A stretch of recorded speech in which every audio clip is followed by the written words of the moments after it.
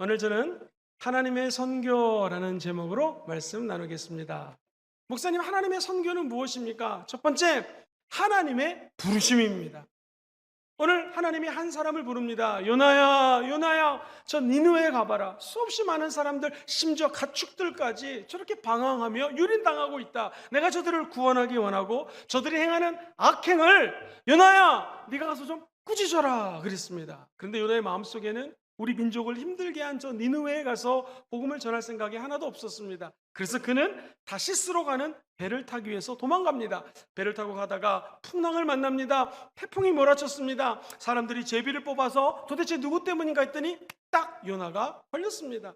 요나는 결국 제물로 바쳐져서 물속에 풍덩 들어갑니다. 큰 물고기가 요나를 잡았고 요나는 그 뱃속에서 3일 동안 회개합니다. 주님의 부르심, 주님이 나를 사랑하시는 마음, 거기에 순종하기를 원합니다 했더니 회개하는 자를 우리 주님은 용서해 주십니다. 물고기가 뱉었고 그는 니느웨에 가서 사명을 감당하게 됩니다. 사랑하는 성도님들, 하나님은 저와 여러분들을 지금도 부르십니다. 근데 우리 인간이 편견을 가지고 주의 음성에 불순종할 때가 많이 있습니다.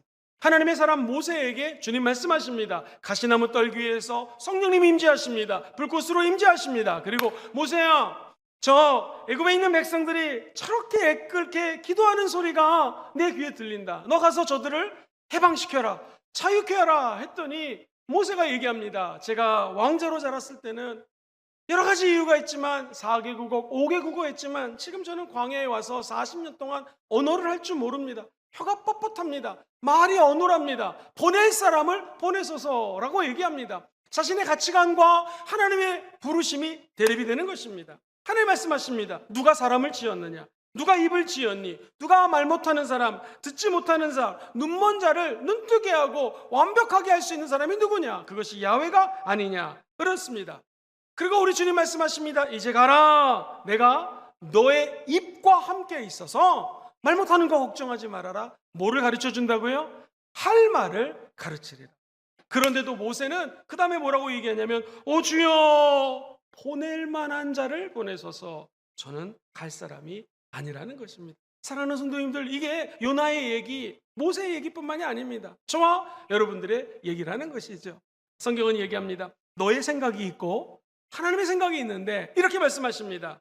내 생각이 너희의 생각하고 다르며 내 길은 너희의 길과 다름이니라. 야훼의 말씀이니라. 이는 하늘이 땅보다 높음같이 내 길은 너희의 길보다 높으며 내 생각은 너희의 생각보다 높음이니라. 구원은 하나님 손에 달려 있습니다. 그리고 하나님은 그 구원을 반드시 이루십니다. 요나가 회개하고 니느웨에 가서 복음을 증거하기 시작합니다. 수많은 사람들이 회개하기 시작합니다. 더 놀라운 것은 왕도 회개합니다. 저 선지자의 말을 듣고 우리가 회개해야 된다라는 것이죠. 구원은 인간의 뜻대로 되는 것이 아니라 하나님의 능력으로 되는 것입니다. 우리는 하나님이 시키시는 일을 행하면 된다라는 것이죠. 사랑하는 성도님들, 주님은 우리 생각과 틀리 하나님이 택한 자들이 구원받기를 원합니다. 디모데전서 2장 3절 이하에 보면 이런 말씀이 나옵니다. 이것이 우리 구주 하나님 앞에 선하고 받으실 만한 것이니 하나님은 모든 사람이 구원을 받으며 진리를 아는 데 이르시기를 원하노라. 이사야 55장 7절에는 이런 말씀이 나옵니다. 악인은 그의 길을, 불의한 자는 그의 생각을 버리고 어디로 돌아오라? 야훼께로 돌아오라. 그리하면 우리 하나님이 어떻게 여기신다고요? 긍휼히 여기신다라는 거예요. 하나님께로 돌아오면 긍휼히 여겨주십니다. 우리 하나님께로 돌아오라. 그가 너를 너그럽게 용서하시리라. 회개하면 죄가 없어집니다. 회개하면 깨끗해집니다. 그리고 새롭게 되는 날이 오게 된다는 것이죠. 악에서 떠나서 새롭게 되는 길은 주 앞에 회개하고 주의 음성을 따라가는 길이 최고의 길인 줄 믿습니다. 그래서 하나님의 선교라는 것은 예수 그리스도를 통한 구원, 시작! 예수 그리스도를 통한 구원, 이것이 하나님의 선교입니다. 예수님은 십자가에서 죽으셨습니다. 그리고 십자가에서 부활하셨습니다. 왜 그랬을까요? 하나님의 뜻을 이루기 위함입니다. 저 여러분, 만약 우리 예수님이 이 자리에 계십니다. 그렇다면 물어보십시오. 예수님의 꿈이 무엇입니까? 하면 이렇게 말씀하실 것입니다. 내가 모든 권세를 하나님으로부터 받았고 너에게도 줬으니 모든 족속을 제자로 삼으라는 것이죠. 하나님 아버지가 만약 이 자리에 계시다면 이렇게 말씀하실 것입니다. 주 야훼의 말씀이니라. 내가 어찌 악인이 죽는 것을 조금인들 기뻐하랴. 그가 돌이켜 그 길에서 떠나 사는 것을 어찌 기뻐하지 아니겠는가? 예수님이 부활하시고 하늘로 올라가십니다. 성령을 보내주셔서 교회가 세워졌습니다. 교회의 역할은 무엇일까요? 믿지 않는 영혼들이 하나님께로 나아가는 다리를 만들어주는 것입니다. 하나님의 선교에 참여하고 복음을 세상에 증거하고 사랑을 실천하는 것이 교회의 역할인 줄 믿습니다. 이것이 소위 말하는 선교적 교회라는 것이죠. 하나님의 세계 선교 계획은 창세기에서부터 요한 계시록까지 쭉 일관되게 나타납니다. 예를 들어 보겠습니다. 하나님이 천지를 창조하시고 아브라함을 택하십니다. 그리고 창세기 12장 3절에 이렇게 말씀하십니다. 너를 축복하는 자에게는 내가 복을 내리고 너를 저주하는 자에게는 내가 저주하리니 땅의 모든 족속이 너로 말미암아 복을 얻을 것이라 하신지라. 너는 친척 아버지 본토를 떠나라. 그리고 내가 명령하는 곳으로 가라. 선교사로 파송하는 것이죠. 그러면 네가 복이 될지어다. 그래서 창세기부터 네가 가는 곳마다 밟는 곳마다 하나님의 축복이 너로 인하여 임하게 될 것이다 라고 아브라함을 파송합니다. 그는 순종해서 믿음의 여정을 떠나게 되는 것이죠. 그리고 우리 예수님이 이 땅에 오셨습니다. 우리 주님 말씀하시기를 내가 아버지께로 가는 것이 유익이라 내가 가면 너희에게 보혜사 성령을 보내주신다고 약속하셨습니다. 우리 주님이 십자가에서 죽고 부활하셔서 성령님이 우리 가운데 임재해 주시는 것이죠. 그리고 교회가 세워졌습니다. 우리 주님께서 반석 위에 교회를 세우시고 그 교회가 하는 일이 무엇인가? 일파만파 예수 그리스도의 사랑을 증거하는 것이죠. 목사님 선교해가지고 이 많은 사람들이 예수를 믿으면 결국 종국적인 목표가 무엇입니까? 라고 한다면 그것은 요한 계시록에 적혀져 있습니다. 우리 주님이 원하시는 꿈은 무엇인가? 모든 열방이 모든 나라가 주님을 경배하는 것입니다.